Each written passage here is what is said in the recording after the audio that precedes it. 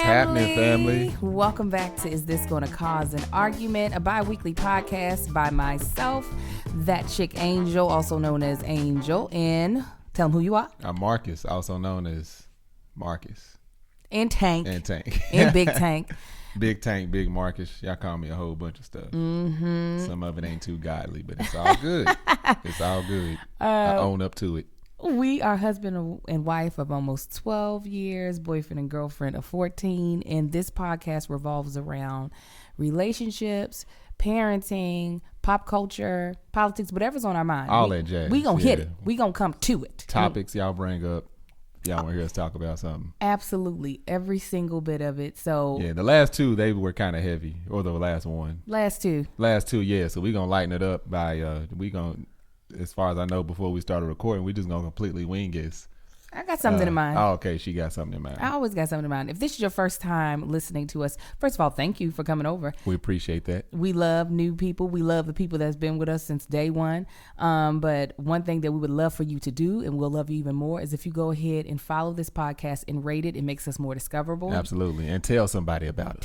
Share us. We are on. I feel like we have a lot to offer. We do. We're on iTunes, SoundCloud, Google Play. The visual of this is up on my YouTube channel, That Chick Angel, and you can follow. Oh my goodness, this section is actually going to be different. You can follow me on social media at That Chick Angel TV on YouTube. And guess that chick, what? Wait, I'm not done. I still got to get out all my stuff. That Chick Angel on Instagram, That Chick Angel on Facebook, and then on Twitter, I am Angel the Actress. Baby, tell them where they can find you. Hey, other than Black Planet and LinkedIn, y'all can find me on Instagram at Marcus Ain't on the Gram. Yes. Hit me up, y'all. Long time coming. Courtesy of Kev on Stage. Yeah, Kev on Stage. That's what he tagged me as Marcus Ain't on the Gram before I had an account. Mm-hmm. And I was like, you know what? I'll make that in my account. So he was like, no, you're not actually making that your tag. I said, yep, that's it. It's just a lot easier just to go with something that's already there. So you guys, again, thank you all for coming over. So we like to start off every segment with what's grinding our gears, as well as what's got us feeling good. I got to come up with a better name. I hate grinding gears, but it just makes sense right now. But I'm going to come up with something else. But Marcus, what is grinding your gears this week in the beginning, the month of February, Black History Month? Happy Black History Month, everyone. Absolutely. What is grinding your gears? Something that's grinding my gears. Actually, today, it always has, but today it really hit a nerve. Fax machines.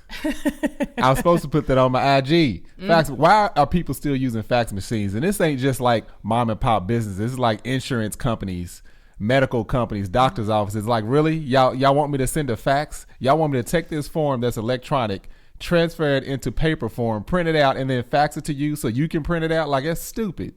Now, isn't there such thing as an electronic fax where it can just... It's called an email. It's that simple. Email. Scan it.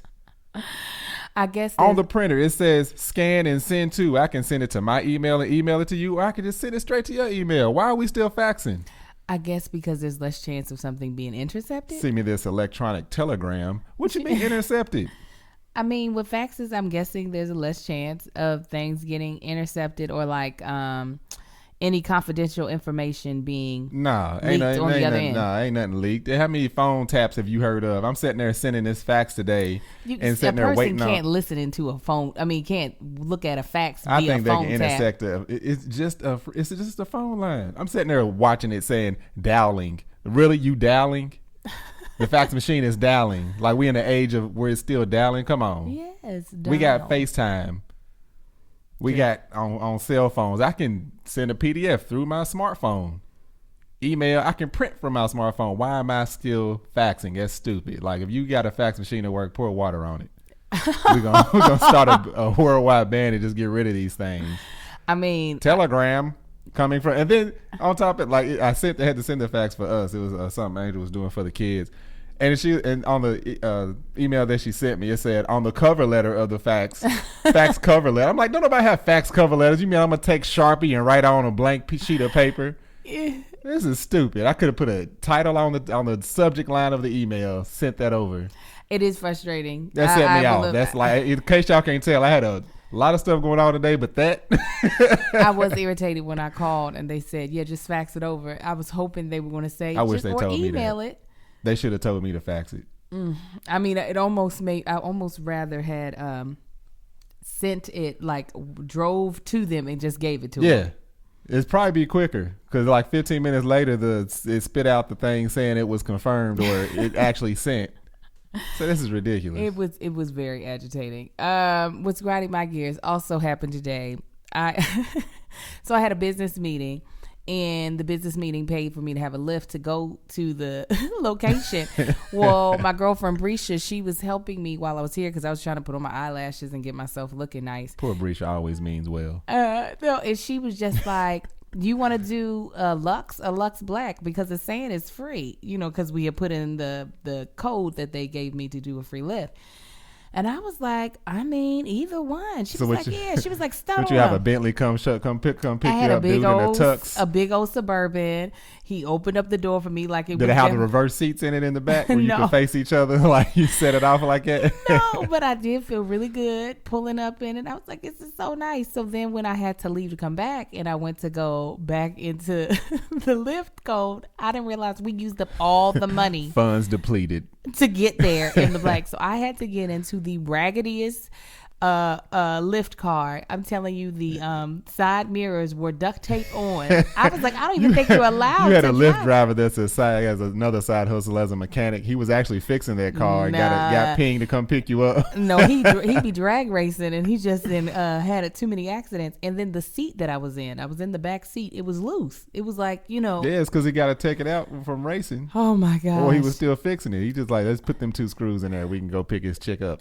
Needless to say, I was very car sick. As soon as I got home, I threw up everywhere. Well, in the trash, not everywhere, but it was very painful. It took me out. That's the reason why I didn't think we were going to get this shot tonight, because I had to sleep it off. I had to sleep for like 90 minutes to get my life together. I'm still not all the way together, but I know he means well, and he needed, he's obviously working to make money, but god dang, I was like, oh. Did you leave him a rating? Does Lyft do that?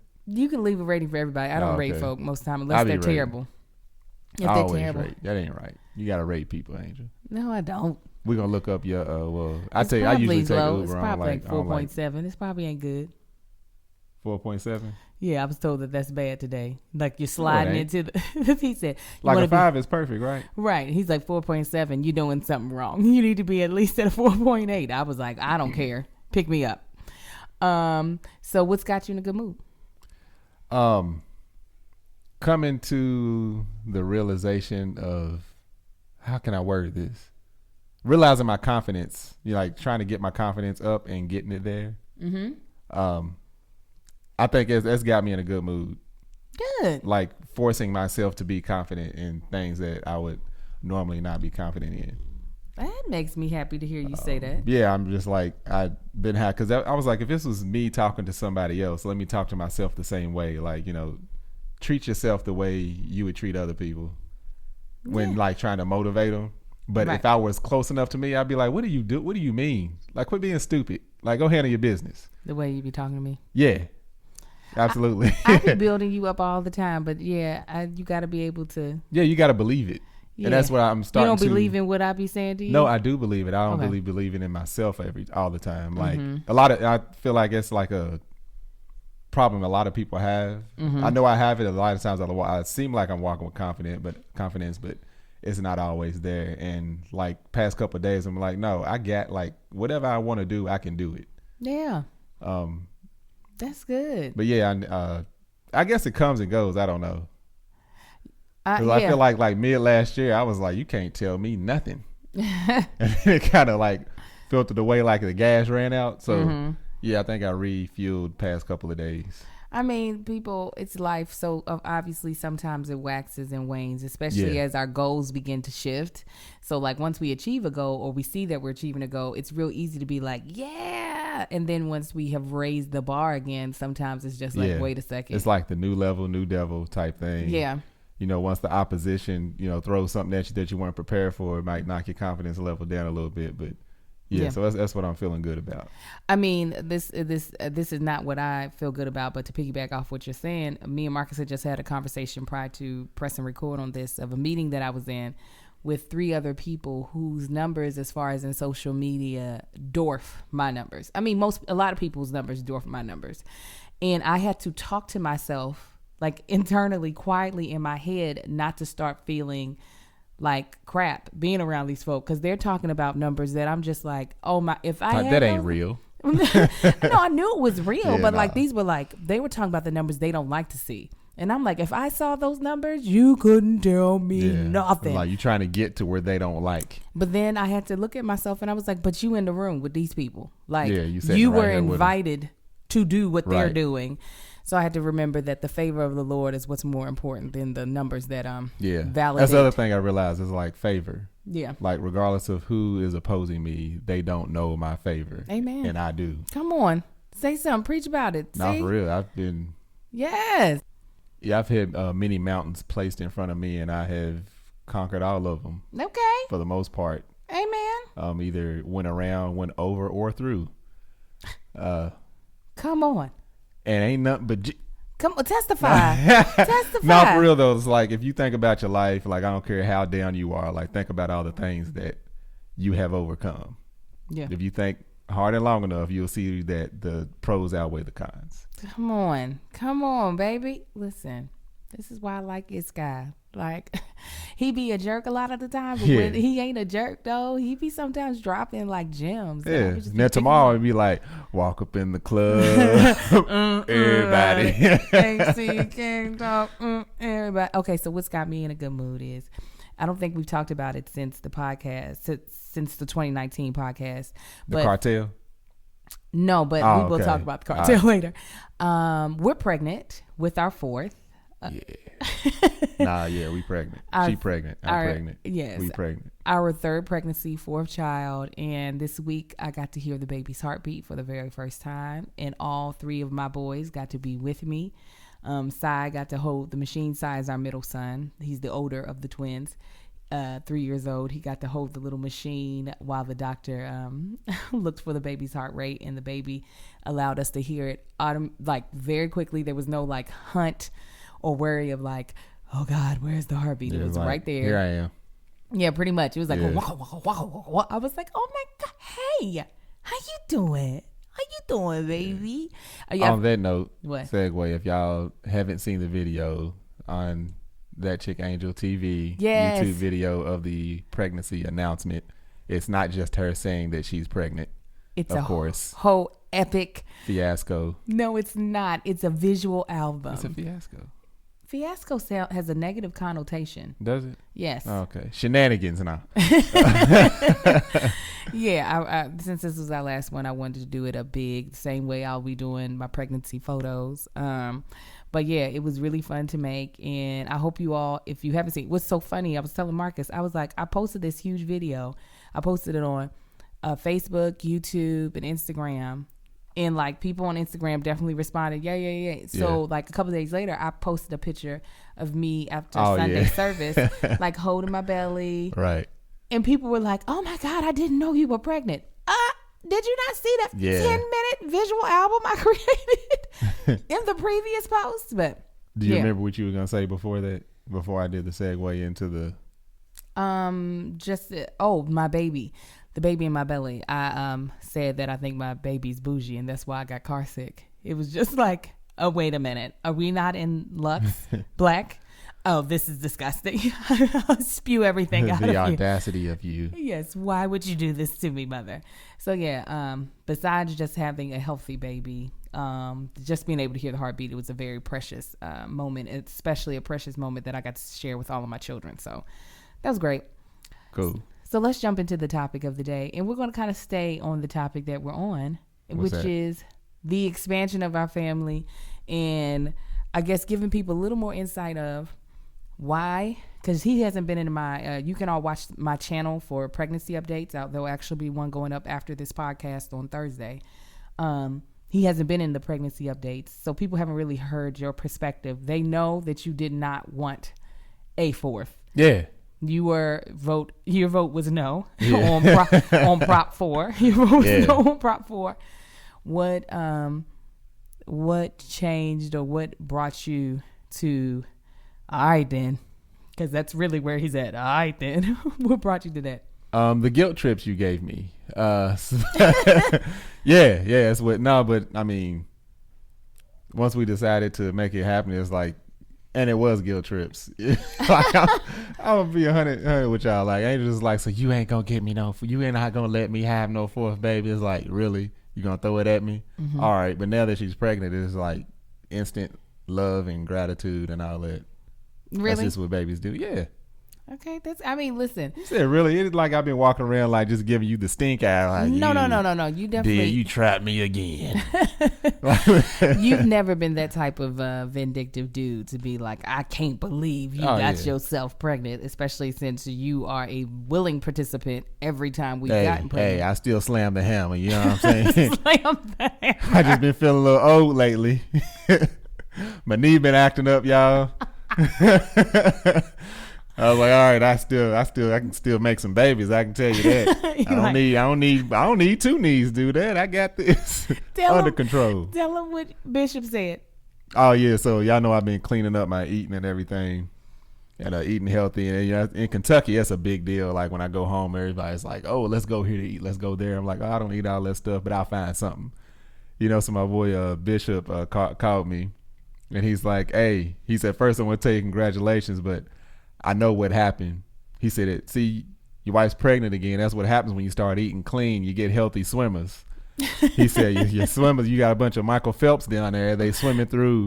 He said, meanwhile, Angel ain't caring. She living her best life, not caring about her diet. So her eggs is lazy. So y'all just created the perfect environment for your healthy swimmers to get to her lazy eggs. He was like, the sack around the eggs all lazy and weak, just letting anybody in. So I was already eating cleaner than him at one point in time. Now he surpassed me, but it ain't that I passed you just stopped. No. Well, I'm saying I had already removed things from my diet before even me. Oh yeah. Yes. That. And then you just, took it to a whole other level. But I'll get there. But right now I'm just like, whatever this baby wants, this baby gets. That's how y'all be saying that. It's like, no, it's whatever you want. No. Some of these urges I did not have prior to the baby. Baby ain't craving for no velvet cake. That's you wanting that velvet cake. No, it's the baby. I was tearing up some cucumbers today. So, but what I was saying is, when I said really, is that truly Marcus has been like, I'm good with the 3. Like, I don't need 4. And we've talked about it. He's a little detached this pregnancy.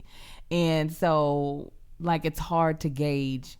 Like I said, I know he's not a jerk. He's not an ass in that way that he would ever make me feel terrible about us. Like running. I even noticed this. She was like, "You seem like you're a little detached from this prayer." I said, "I do too. I think I feel a little detached. Not like distance between us, like mentally or physically. It's just like I don't know. I can't put my finger on it.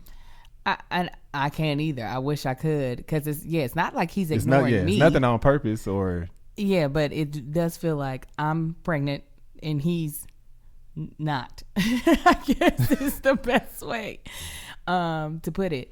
But really, it was the guilt trips. At no point in time there wasn't a part of you that was just like, a 4th baby might be nice, but I just don't want one. Or were you at that place and then the guilt trips just knocked you all the way over? No, I mean, I didn't I wasn't, if I was 100% against it, like it wouldn't have happened. Mm-hmm. But no, like I said, baby's a baby. It's just I even told you if we could start at like 2 you would be or good. like 1 or 2, I'm like, yeah, but it's like you got the car seats and strollers and carrying this thing around the store, putting it in baskets, not the baby but like the car seat. Putting this thing. Yeah, carrying all that. And Angel goes above and beyond, so we gotta take the pack and play everywhere we go. Hey, man. It's like, don't nobody want to do all that. Like, just give me 1 year old. I'm like, yeah, this is cool right here. I just can't I can believe take a that diaper, you don't throw it in like, my back pocket. I can't believe you don't like the baby phase. The twins, the twins and little Marcus, there was like, once they hit 7-8 months, that's almost a year. When they get chubby and start moving around and doing ignorant stuff, yeah, that's what I'm all about. You all about that that infant? Nah, I don't need no infants.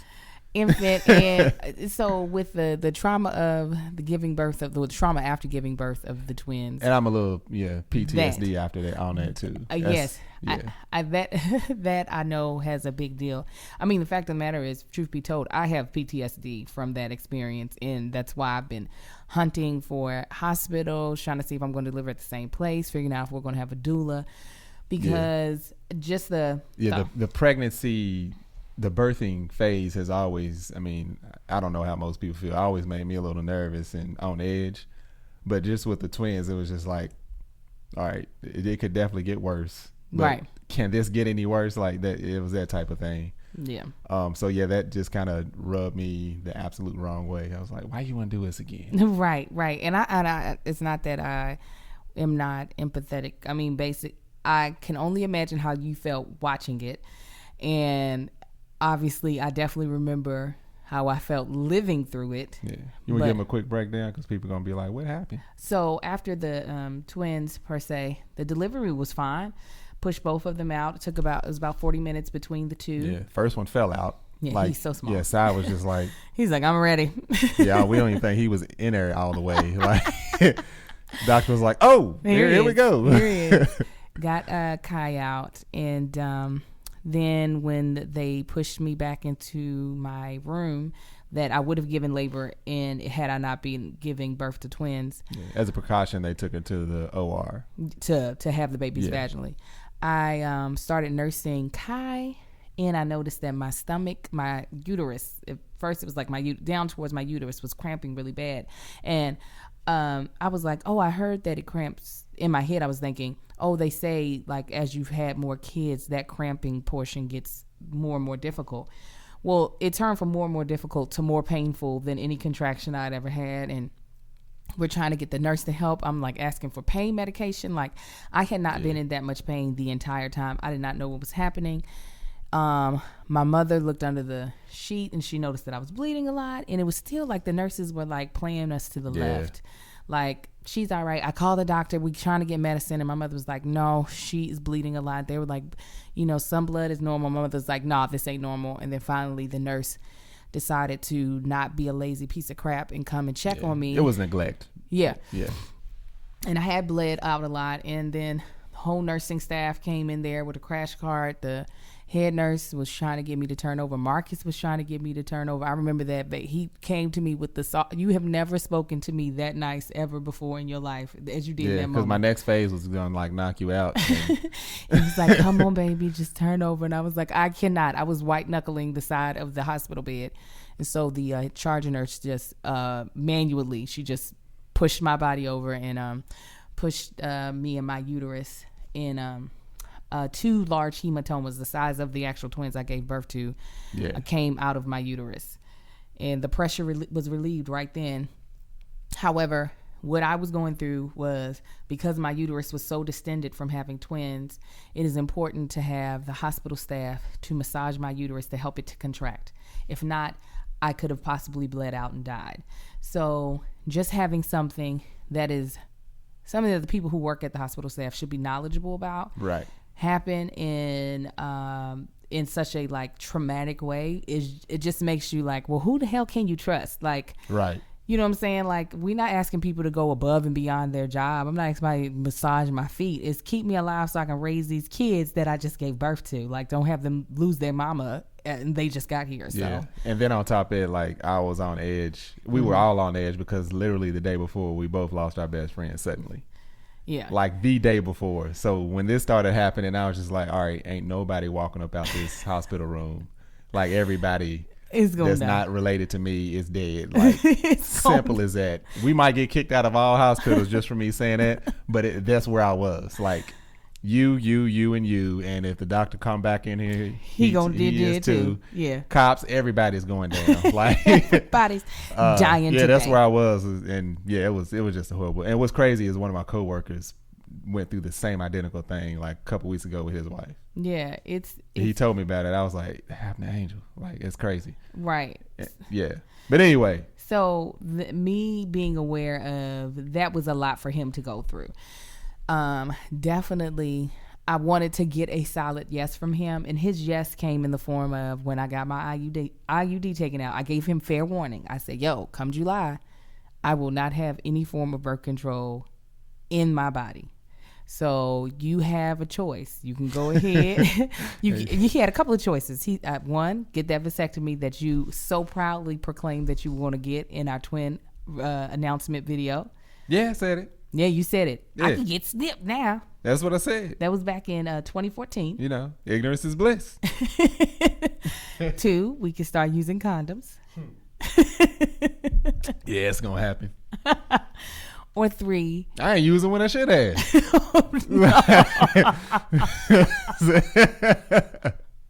She know. You terrible. You're terrible. Or, we gonna be chancing having another baby. And well, we just gonna be chancing. Yeah, that's the thing. It wasn't like, all right, let's do this baby. You gonna see what happens. No, he wasn't just we gonna see what happens. I had a whole fertility app, and he was really like in like theories of how to make a girl. He was really trying to like abide by like the theories that y'all should have. Oh my God. y'all should have what? That y'all should have seen us going through these methods, and I was full on board. I'm like, all right. So I ain't holding out too much longer. We got time periods. It was like, so now it's time. Yeah, dang. So do this, do that. Don't do this. I was like, yeah. So they say deep penetration will cause you to have a boy. That's my trademark. So now I can't drive my point home where I usually do because she's trying to have a girl. Oh, Jesus. Eventually, because I was like, we old. I got to throw all this out the water. We just have to get pregnant. I'm like, just let me do me. I know how to make kids. That's what my family does, whether they supposed to or not. I got uncles. They got kids all over the place. Same age. This is why he can't cheat on me, because that hoe gonna turn her pregnant and then everybody gonna be dead.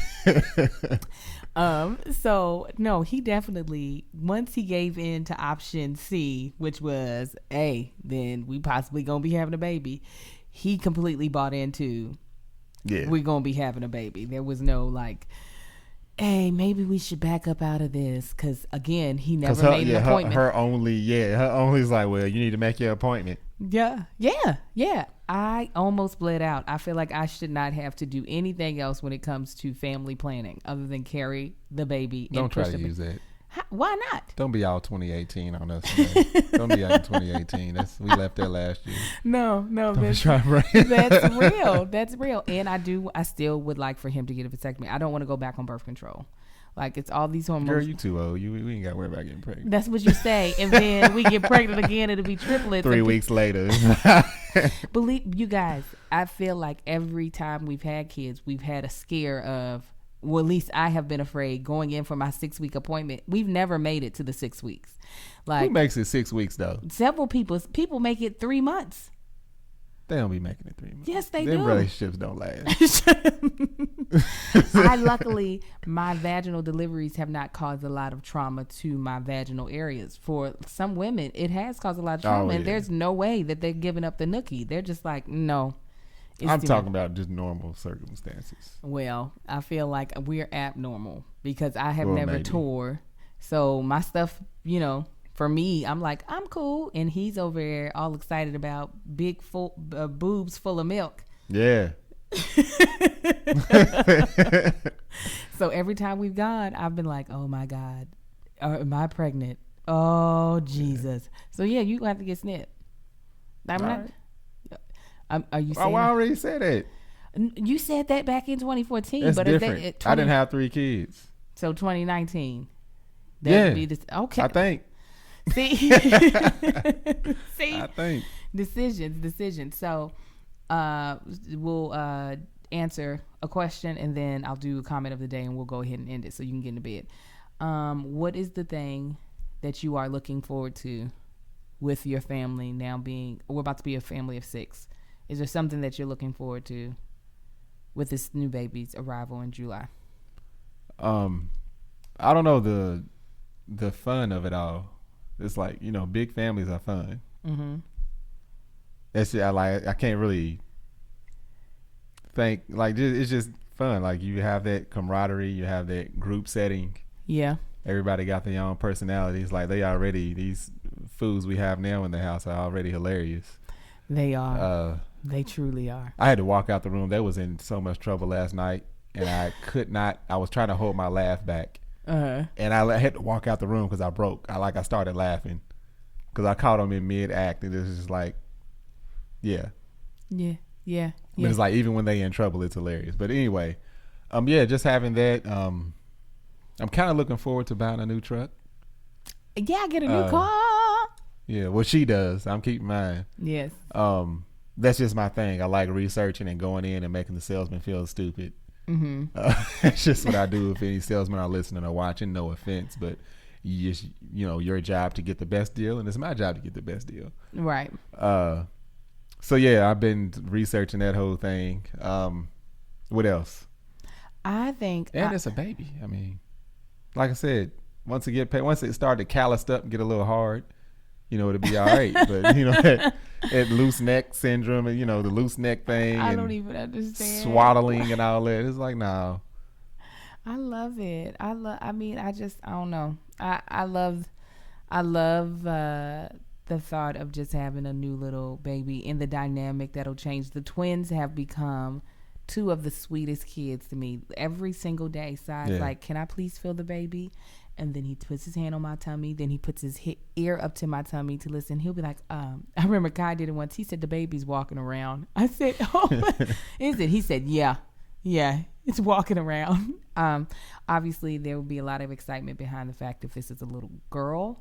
I mean, I'd be happy if it was a boy too, because I feel like the Lord is really telling me something about what he feels like I can do in my life for these boys. But if it's a girl, like, I always seen that as like fierce. Yeah, no, like, I do too. My granny had 8 boys. That's a lot of goddamn boys. That's a lot of boys. But yeah, I would definitely feel some type of Actually, both grannies had 8 boys. Jesus. 8, or I think Daddy's mom may have 9, something like that. That's a lot of goddamn boys. But if it was a little girl, just to be able to see him with the girl would just. Yeah, see, that's the other thing. If it's a girl, like, she gonna be so worthless by the time she's 20 years old. Like, ain't nobody gonna. That's my fear. It's like I love little girls. Like all our friends, I'm a little cousin that have like baby girls. I don't know what it is. Me, my dad, my brother, we all love little girls. Love little girls. Yes. I couldn't like my own little girls. Like she's like, and I know that. Like, yeah, she ain't shit. I'm sorry. She ain't worth nothing. We know it. It's my fault. He's gonna spoil her to death. I mean, and it's not a good thing. Like, not in a good way. Like, like I know that. I mean, I'm gonna keep her grounded so that you're gonna have to. I know. I don't mind being that person. Because I can tell it might get to the point to where I will stop liking her. And it'll be your fault. Yeah, it'll be my fault. Like, it's your fault. I'm like, yeah. Well, you know that, so fix yourself. I look forward to seeing a little girl of his own being loved by him like that. I just think it would be beautiful to bring a daughter, to be able to bring a little girl into this world that would get the love that she would get from him. I just feel like it's just one of the dopest things I could do. And then to be raised by me, to be just a go-getter and to be fearless in a lot of ways and to be bold. Then on top of that, everybody's like, man, if you have a girl, you're going to have to get guns. I got guns when I got the boys. So, like, what's going to happen? Nothing different. Nothing different. No more guns.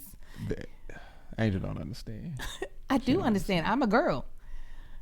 Listen, shoot. Okay, so anyways, if y'all have any questions for us, y'all can leave it in the comments of either SoundCloud, or you can tweet me, or you can also leave it in the comments of this video. We're going to go to the comment of the week or the episode. This was given by Alexis Ariel. She says, I've been binge watching your videos since I found your page from Kev on Stage, and I just want to say I love your videos. Your personality is so beautiful. Keep giving. I hope to see that. I hope you see this. By the way, I love your theme song. I sing it so much. The kids, I sing the melody and but with their own words. Yes, come on, give me the remix. Thank you, Alexis. I hope you subscribe. Appreciate that, Alexis. Thank you for being a new part of the family. We really appreciate it. You guys, I'm so glad we did this. This will be up on Wednesday. Yeah. We will have another podcast 2 Wednesdays from now. And you can check out, if you're on my channel, you can check out the pregnancy update. That will be up this Thursday. And we might even have an actual vlog for you all on Friday. All right, guys. I got back footage. That's the vlog that's got to go up. Oh, okay. I just have to shoot your B-roll or BTS of it. All right, guys. Y'all be blessed. Absolutely. Bye.